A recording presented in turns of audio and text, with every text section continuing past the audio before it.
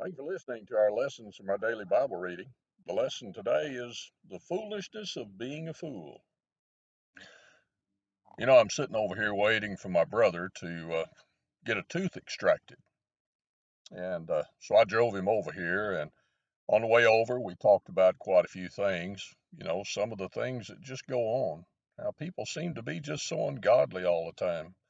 How they act so wicked in so many things. Well, the psalmist addressed that in Psalm 14. He said that these people are corrupt. They've done abominable works. There's none that doeth good. They're altogether become filthy, he says in verse 3. None that doeth good, no, not one. They all are workers of iniquity. You think, who's he talking about? Well, if you look at Psalm 14 and verse 1, he tells you, here again is the problem. The fool has said in his heart, there is no God. Well, it's out of the heart that come the issues of life. And so these individuals, as they act that way, we look and we say, what's wrong with them? Well, they're fools. You look at that word and you find a lot of different definitions to it. Talks about foolish, senseless, one word, even stupid. No, you're not supposed to say that, but pretty well describes them, doesn't it? Well, you look and it says the fool has said in his heart there is no God, and their actions show it. But being a fool is so foolish. It's senseless. Doesn't make any sense whatsoever. And the psalmist also addresses that in Psalm 19 and verse 1. He says, the heavens declare the glory of God, the firmament showeth his handiwork.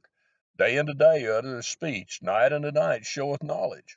There's no speech nor language where his voice is not heard. His line is go out through all the earth, their words to the end of the world. You look at that and you find the psalmist says, Psalm 14, the fool has said in his heart, there is no God. Well, it is so foolish, and their acts show it, because you cannot simply even walk outside.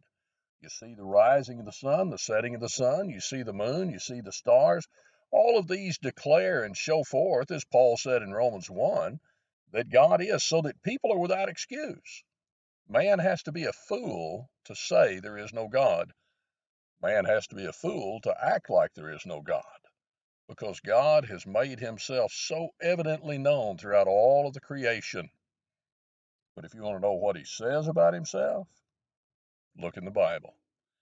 You look in God's word, and it is, according to Romans 1 and verse 16, the power of God unto salvation. So we look at ourselves, and we need to understand that this world and ourselves, we need to know there is a God, but we need to know what his will is for us. In that new covenant, he gives us, 2 Peter 1 and verse 3, all things that pertain to life and godliness. It behooves us then to look to that, learn it, and live it. And whenever we do that, we can live soberly, righteously, and godly, Titus 2 and verse 11, in this present world, because we're not fools. We act like we know and love God because we've seen him in creation and we've seen his will revealed in his word. I pray that each one of us lives that way, that we make a difference by the choices we make, the God we serve. Thank you for listening. You have a good day.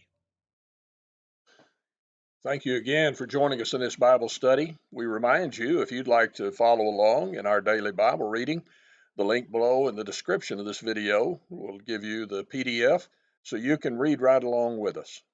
If you have any other questions or if you'd like information on a Bible study, contact us with the information provided on the screen before you.